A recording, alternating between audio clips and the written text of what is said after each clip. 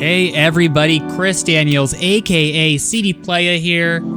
I know the title of this video is a bold claim that this video will make you better at fingerboarding. However, it's something that I believe is true. By the end of this video, you will have the tools necessary to become better at fingerboarding. I guarantee it. A couple months back, I posted the 5 advanced tips to become a Fingerboard Pro. This video covers topics such as perspective, breaking a trick down, loading, pressure, and hesitation. If you haven't watched that video, I encourage you to check it out after finishing this one. I'll do a short recap of those 5 techniques that I talked about last time, and then dive into some more techniques for the main part of this video. First, we have perspective, which is changing how and where you look when fingerboarding, which can help you land tricks that you otherwise are stuck on. Number 2, we have breaking a trick down. We can rethink about how we view a trick and break it down into different elements. A big flip is a 360 flip body varial, but we can also think of it as a varial flip backside 180. This subtle difference can help our brain and our fingers do the trick we want to do more easily and consistently. Next up, we have loading, which is a subtle movement that can help build tension just prior to popping the trick. This tension allows the board to rotate quickly and more horizontally. Next up, we have pressure. This one is one of the most important things to learn. By adjusting how we apply pressure to the deck, we can drastically change how the trick looks. And the last one is hesitation. Instead of flipping the trick in one motion, we can split it apart. So we can do pop, ollie, pause, and then flick. That pause can help us perform a trick quicker, believe it or not, and also allow us to have tricks look cool. Even though our hobby is called fingerboarding, it takes so much more than just using your fingers to fingerboard.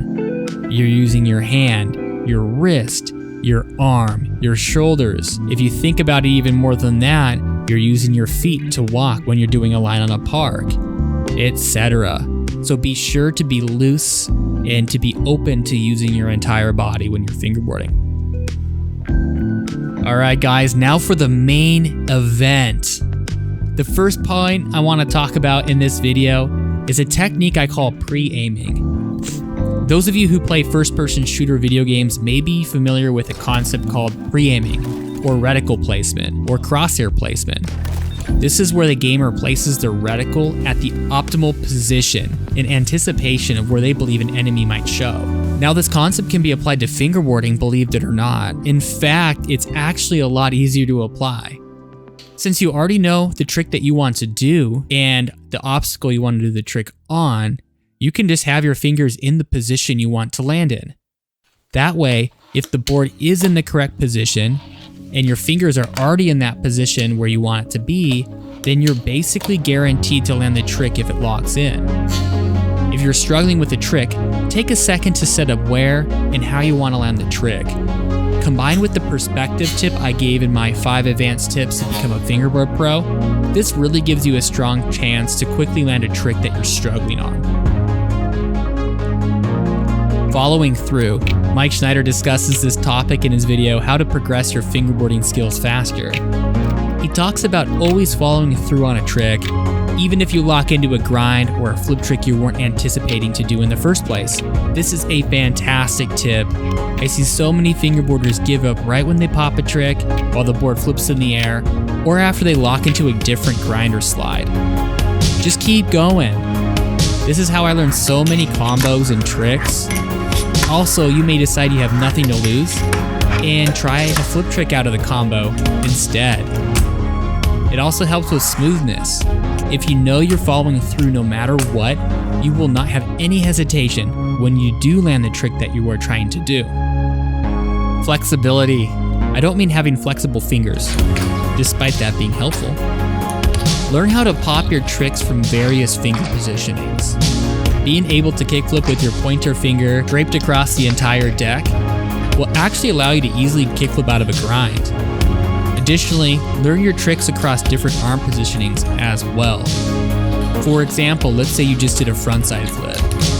A lot of fingerboarders I watch will either do a quick kick turn, they'll do a power slide, maybe a body varial, and then do their next trick. Instead, you could take some time to learn how to do a fakie kickflip from that stance. And while you're in fakie stance still, do a half cab flip after. Your line just got so much better in terms of flow and steeziness from that. Next up, sound it out. Following up on the tip I gave previously about breaking things down, take those steps needed to do a trick and split them apart.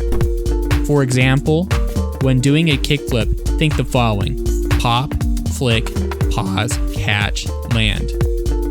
I find that if I focus on this in my head prior to doing a trick, it really helps my brain understand the steps needed to perform a trick.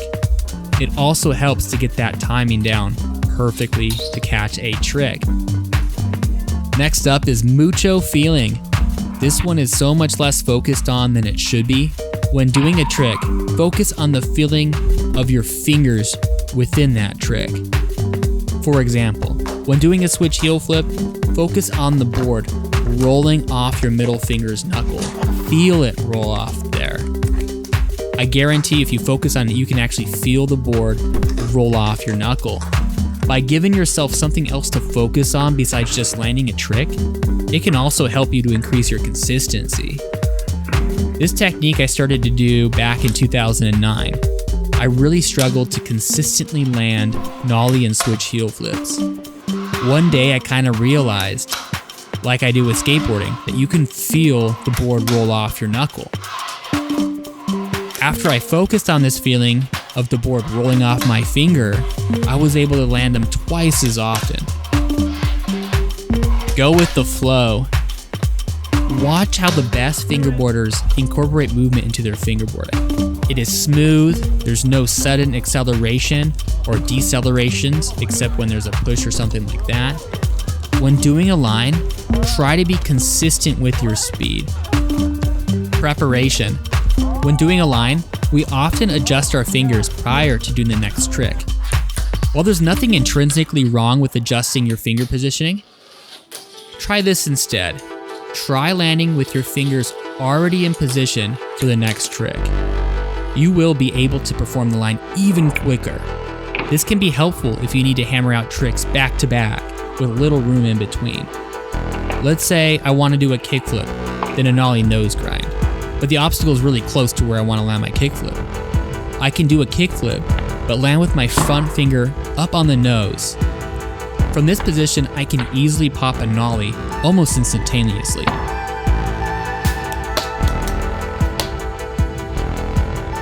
Push yourself. There's always room for improvement. This could mean pushing yourself to learn a new trick or a new combo. It can also mean to push yourself to perfect your own style and land a trick as clean as possible. It can also be taking a trick you already know how to do and trying it on a creative obstacle instead, or taking it outdoors. It's so easy to get stuck in the pattern of doing the same tricks over and over again on the same obstacles. Shake it up. By forcing ourselves out of our comfort zone, we create a tension and become more resilient. We become better, and we're able to break out of our bad habits.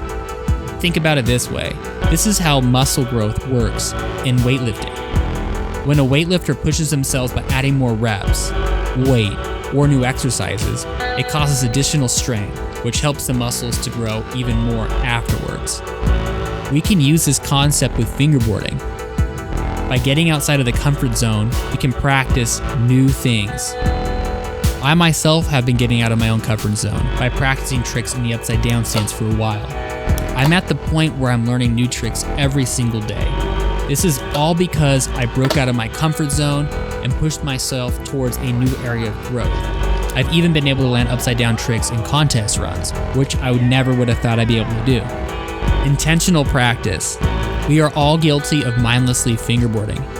Often this is a great way to fingerboard as it's low stress and fun, and therapeutic as well. However, if you are looking to improve quickly, carve out some time every so often to work on a specific aspect of your fingerboarding you'd like to improve, whether it's a new trick or incorporating a new element into your style. Dedicate time to intentionally focus on that aspect. There's a lot of research to support quality over quantity of practice, and that deliberate practice can have a significant impact on the speed of improvement over time. Shadow fingerboarding. Who says you need a fingerboard to fingerboard? You can practice finger movements without a board. Just use your hand and shadow it with your fingers. This allows your brain to understand the motion you need to do to land a trick. By fingerboarding without the board, you can improve your form, your technique, and even enhance muscle memory without the need for any equipment. Often, if I struggle to get a trick, I will shadow the trick with my hand.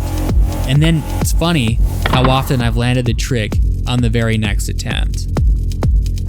Lastly, guys, this is the most important one of all. There's research to show that learning in the context of having fun or in the context of playing leads to faster learning and the need for less repetitions to learn something new. If you are getting burnt out or feel like you're not having fun while fingerboarding, it may be time to mix things up. Try out some new tricks. Go back to the basics. Mix up your style. To me, the best way to have fun, actually, is to go to an event, meet up with some friends, fingerboard with other people, and you will have so much more fun there, and it will spark a new passion for you, and you will see your fingerboarding improve. Thank you all for watching. I hope you enjoyed this video. These tips and techniques, when applied properly, will make you a better fingerboarder. I promise you. I know when I applied these, I've always seen significant improvement in terms of consistency and technique and style for my fingerboarding.